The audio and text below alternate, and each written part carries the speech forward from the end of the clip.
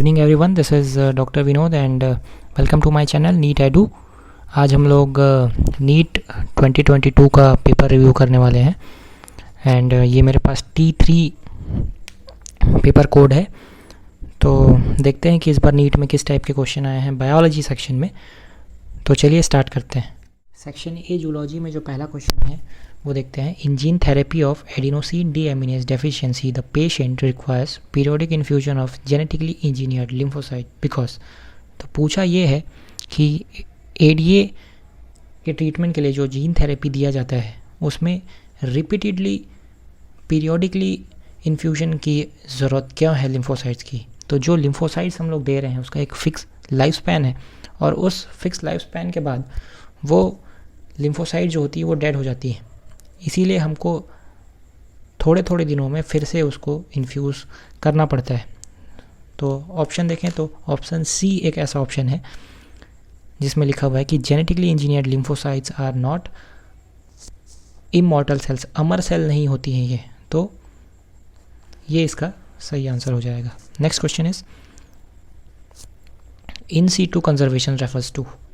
इन situ conservation एक ऐसा conservation है जिसमें किसको कंजर्व किया जाता है ये पूछा जा रहा है।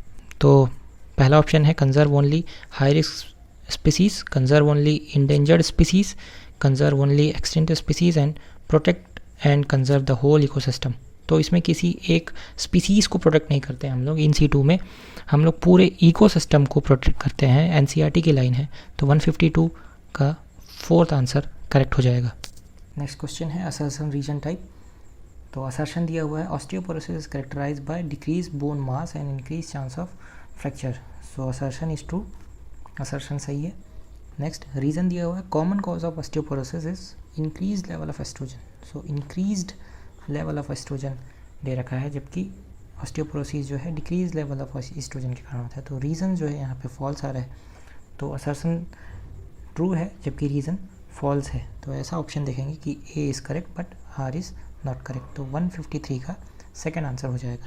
Next which of the following is a correct match for disease and its symptom. Disease और उसके सिम्टम को करेक्टली मैच करना है। First option is tetany high calcium level causing rapid spasm. तो टिटैनी में हाई कैल्शियम नहीं जबकि लो calcium है। तो ये फॉल्स हो गया, करेक्ट मैच करना है। Next myasthenia gravis genetic disorder. तो ये एक जेनेटिक डिसऑर्डर नहीं है, ये एक ऑटो इम्यून डिसऑर्डर है। तो ये भी फॉल्स हो गया। Next muscular dystrophy N auto immune disorder causing progressive degeneration of skeletal muscle. तो ये कोई ऑटो इम्यून डिसऑर्डर नहीं है जबकि ये एक जेनेटिक डिसऑर्डर है। तो ये भी फॉल्स हो गया।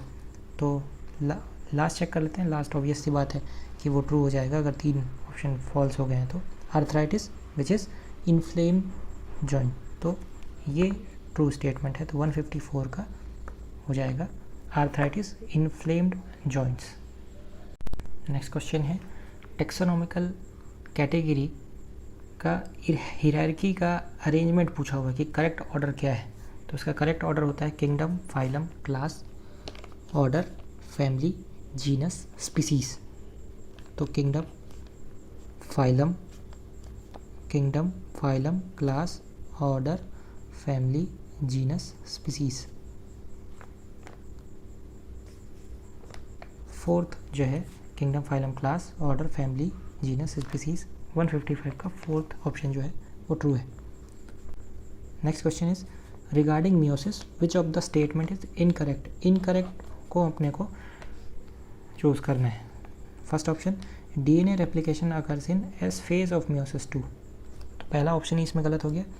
डीएनए रेप्लिकेशन ठीक है एस फेज में होता है लेकिन मियोसिस 2 नहीं होगा यहाँ पे। Meiosis it occurs in meiosis 1। तो इनकरेक्ट ही चूज करना था, पहला option incorrect. Next if the length of DNA molecule is 1.1 metre what will be the approximate number of base pair. Base pair का नंबर कितना होगा।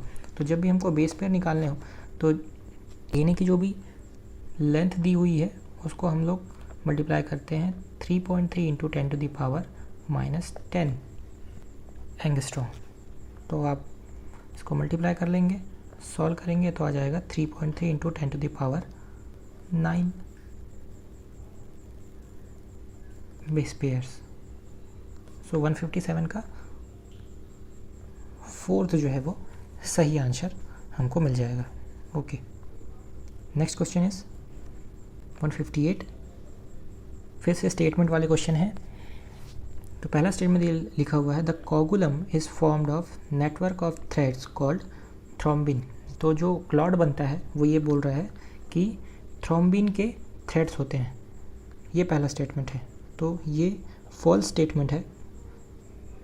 थ्रेड्स जो होते हैं वो फाइब्रिन के होते हैं, तो पहला स्टेटमेंट हो गया false.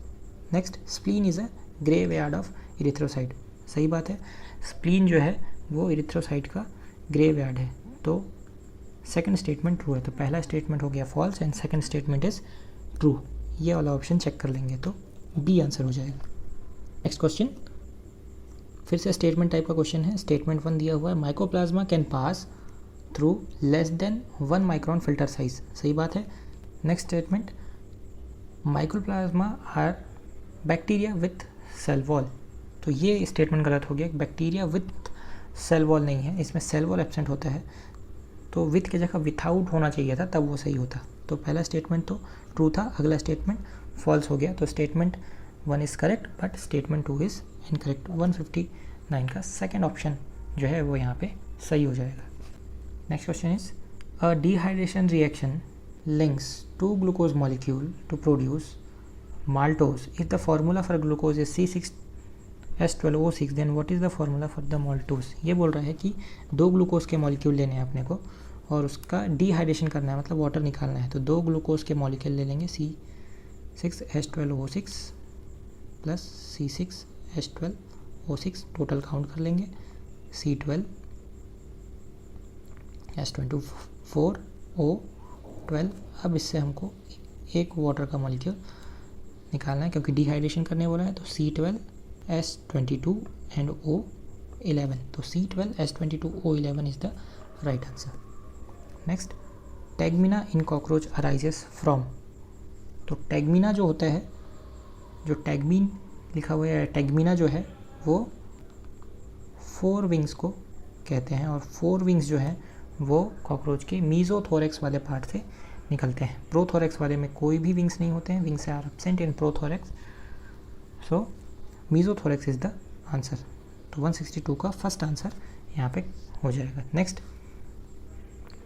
Identify the micro organism which is responsible for the production of an immunosuppressive molecule cyclosporin A. Cyclosporin A कौन प्रोड्यूस करता है ये पूछ रहा है यहाँ पे। तो इसका सही आंसर है ट्राइकोडर्मा पॉलीस्पोरम। एनसीईआरटी में दिया हुआ है, ये एनसीईआरटी की लाइन है, trichoderma polysporum which is a fungus actually. Next, nitrogenous waste is excreted in the form of pellet और पेस्ट। तो किसमें पैलेट के फॉर्म में नाइट्रोजनस वेस्ट एक्सक्रीट होता है?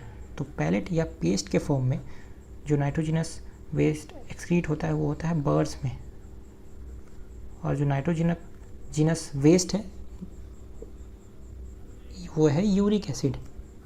सो nitrogenous waste is uric acid in case of birds. तो इनमें से बर्ड्स हमको चूज़ करना है कि जो 4 ऑप्शन दिए हैं। तो first is salamander, Hippocampus, Pavo and Ornithorhynchus. So Pavo is a bird. So 164 का 3 हो जाएगा। Which of the following function is not perform by secretion from salivary gland. Salivary gland के सिक्रीशन में इनमें से क्या नहीं होता है, या कौन सा फंक्शन जो है सलाइवरी ग्लैंड का सिक्रीशन के द्वारा नहीं किया जाता? तो पहला है डाइजेशन ऑफ कॉम्प्लेक्स कार्बोहाइड्रेट, ये तो किया जाता है। तो ये ऑप्शन स्टार्च, 30% स्टार्च जो है वो डाइजेस्ट होता है सलाइवरी ग्लैंड के सिक्रीशन से। Next, lubrication of oral cavity, ये भी फंक्शन है, तो ये भी आंसर नहीं होगा। डाइजेशन ऑफ डाइसैकेराइड, ये इसका फंक्शन नहीं है, सिर्फ complex carbohydrate which is polysaccharide का डाइजेशन होता है। तो digestion of disaccharide is not a function. तो थर्ड इसका आंसर हो जाएगा। Next question, breeding crops with higher level of vitamins and minerals और higher protein and healthier fats is called. तो ऐसे क्रॉप्स को हम लोग बायो फोर्टिफिकेशन बोलते हैं। तो बायो फोर्टिफिकेशन एनसीईआरटी की लाइन है, तो बायो फोर्टिफिकेशन इसका सही आंसर हो जाएगा। Next question, which of the following is not the function of conducting part of respiratory system. तो कौन सा फंक्शन नहीं है वो ये बताना है कंडक्टिंग पार्ट का। तो दो पार्ट होते हैं, कंडक्टिंग पार्ट है, एक एक्सचेंजिंग पार्ट है। तो कंडक्टिंग वाले पार्ट का बताना है। इनहेल्ड एयर इज ह्यूमिडिफाइड, तो ये इसका पार्ट होता है। Temperature of inhaled air is brought to body temperature, ये भी इसका फंक्शन है। Provide surface for diffusion of oxygen and CO2, ये इसका काम नहीं है, सरफेस नहीं देगा ये डिफ्यूजन के लिए, ये तो exchanging zone lungs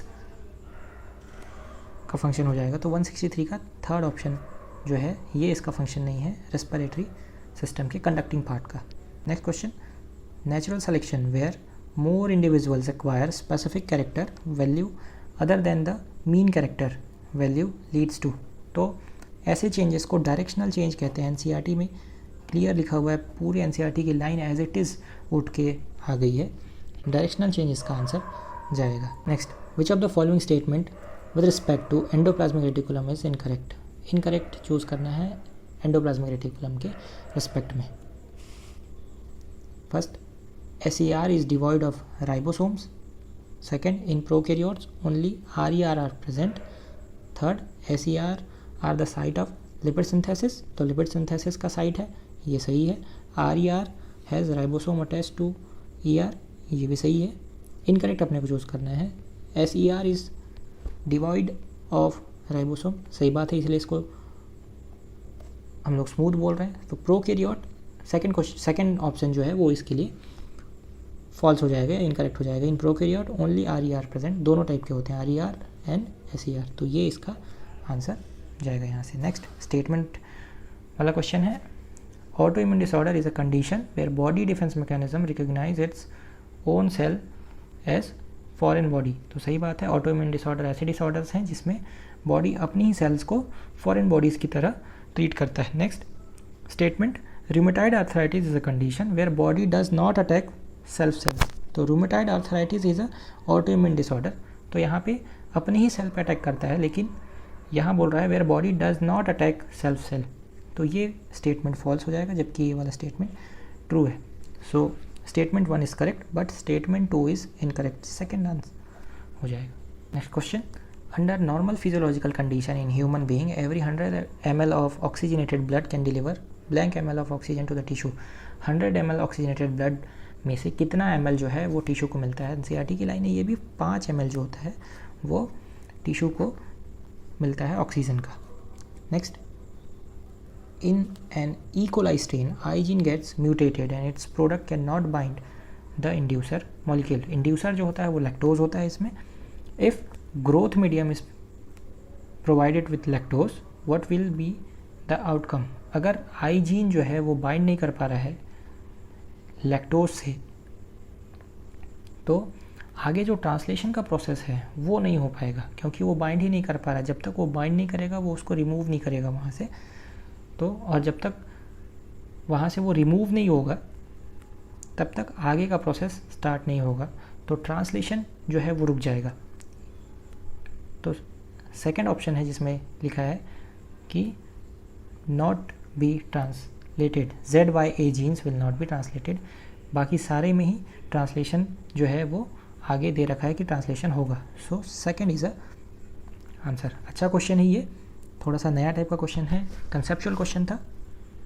next, which of the following is present between the adjacent bones of the vertebral column. तो दो वर्टिब्रल कॉलम के बीच में इनमें से क्या प्रेजेंट होगा ये पूछा गया है।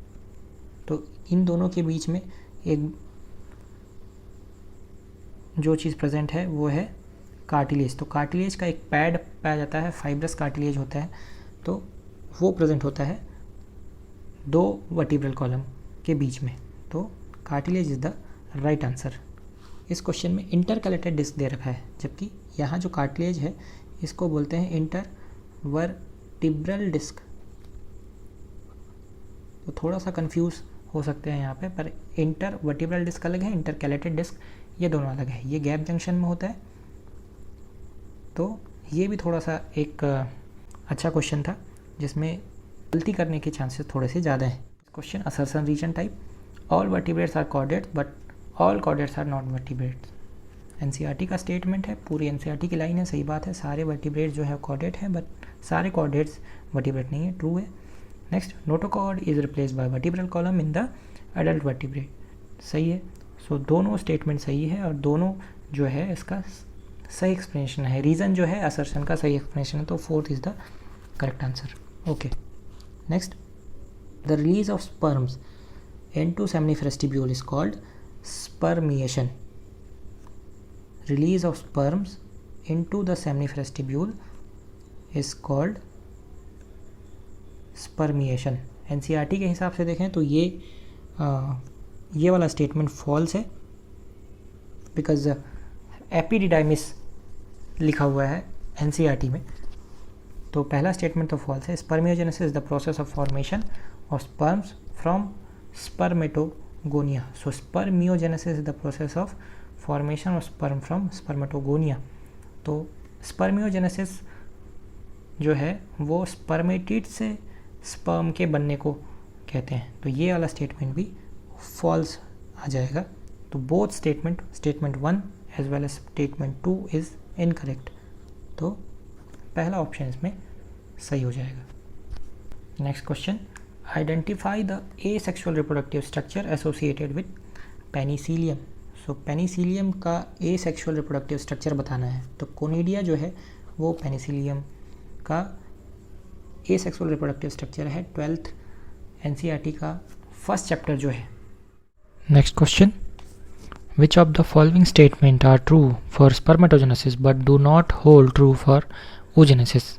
तो दिए गए स्टेटमेंट्स में से ऐसे स्टेटमेंट को छांटना है जो स्पर्मेटोजेनेसिस के लिए ट्रू है पर oogenesis के लिए ट्रू नहीं है। तो पहला स्टेटमेंट है, it result in the formation of haploid gametes.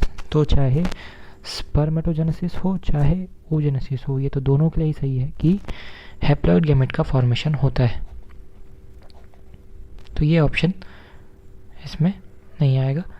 Second, differentiation of gamete अगर after the completion of meiosis.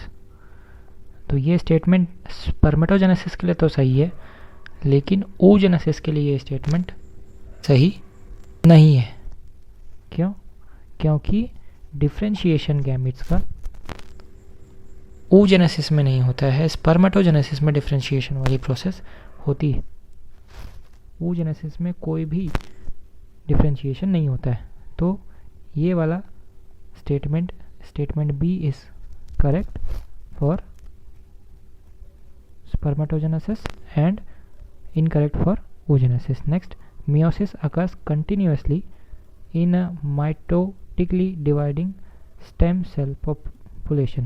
तो यहाँ पे लिखा हुआ है continuously, meiosis occurs continuously, तो स्पर्मेटोजेनेसिस में तो कंटिन्यूसली मियोसिस होता है, लेकिन oogenesis में आपको याद होगा कि oogenesis में कंटिन्यूसली मियोसिस नहीं होता है, मियोसिस 1 होता है फिर वो अरेस्ट हो जाता है, फिर मियोसिस 2 होता है, तो continuously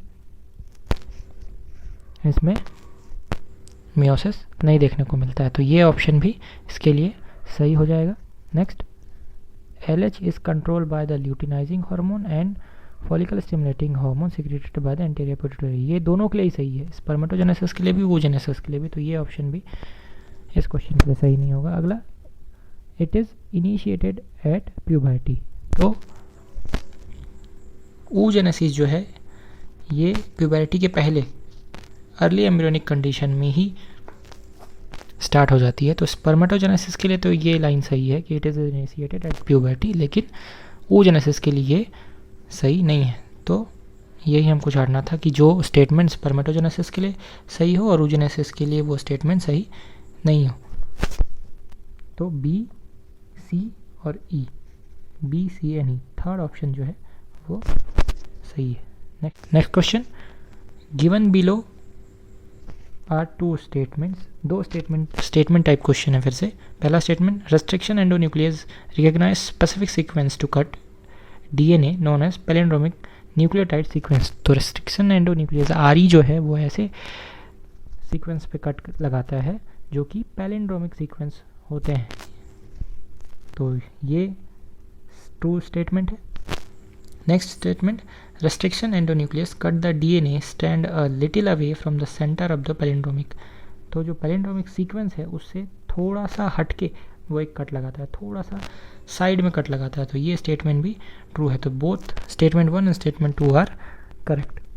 fourth, statement 1 and statement 2 are correct. Next, Lippes loop एक नॉन मेडिकेटेड आईओडी है, तो non medicated IUD option second option जो है इसके लिए वो सही हो जाएगा। Next question, retrivores break down detritus into smaller particle, this process is called as। तो छोटे छोटे पार्टिकल्स में तोड़ने के प्रोसेस को फ्रेगमेंटेशन बोलते हैं। फ्रेगमेंट में तोड़ना, छोटे छोटे फ्रेगमेंट में उसको कन्वर्ट करना, इसको बोलते हैं fragmentation. So fragmentation is the right answer. Which of the following is not a connective tissue, इनमें से कौन सा है जो फॉलोइंग में से कनेक्टिव टिश्यू नहीं है। So adipose tissue is a connective tissue, cartilage is a specialized connective tissue, neuroglia is a supporting cell presenting in the nerve cells और nervous system, blood ये भी एक टाइप का कनेक्टिव टिश्यू है, तो neuroglia जो है कनेक्टिव टिश्यू नहीं है, नॉट कनेक्टिव टिश्यू, ये हमको छोड़ना जो अलग है। Next, in which of the following animal digestive tract has additional chamber like crop and gizzard. तो क्रॉप एंड गिजार्ड सिर्फ बर्ड्स में मिलते हैं विदाउट एनी एक्सेप्शंस, तो हमको इनमें से ऐसे ऑप्शन छांटने हैं जिसमें से बर्ड्स के एग्जांपल दे रखे हैं। तो option number 3, Pavo, Psittacula and the Corvus, ये तीनों जो हैं ये बर्ड के एग्जांपल हैं, तो थर्ड जो होगा वो हमारा राइट आंसर हो जाएगा। इसमें हमको बर्ड्स छांटने थे क्योंकि क्रॉप एंड गिजार्ड जो है वो सिर्फ और सिर्फ बर्ड्स के डाइजेस्टिव ट्रैक्ट में अपने को मिलते हैं। नेक्स्ट क्वेश्चन, स्टेटमेंट टाइप का क्वेश्चन है, fatty acid and glycerol can not be absorb into the blood, सही है, true. Next, specialised lymphatic capillaries called lacteals carry chylomicron into lymphatic vessels and ultimately into the blood। तो इनके लिए एक specialised lymphatic capillaries होती है जिनको हम लोग lacteal, large lymph vessel is known as lacteal। तो ये स्टेटमेंट भी सही है, तो both statement 1 and statement 2 is correct. Option 3, select the incorrect statement with reference to mitosis. Mitosis के रेफरेंस में इनकरेक्ट स्टेटमेंट हमको पिक करना है। पहला, spindle fibre attach to centromere of chromosome. तो पहला ही ऑप्शन जो है वो इसमें से गलत हो गया कि इसमें बोल रहा है कि स्पिंडल फाइबर क्रोमोसोम के सेंट्रोमियर से अटैच होते हैं, सेंट्रोमियर से अटैच नहीं होते हैं, ये काइनेटोकोर से अटैच होते हैं। तो पहला ही ऑप्शन जो है वो गलत हो गया, इनकरेक्ट चूज करना था अपने को। Next, eight which stage of the life the oogenesis process is initiated. oogenesis process अभी थोड़ी देर पहले ही बताया था कि oogenesis प्रोसेस जो है एम्ब्रियोनिक डेवलपमेंट के टाइम पे ही स्टार्ट हो जाता है। So first is a answer, embryonic development stage.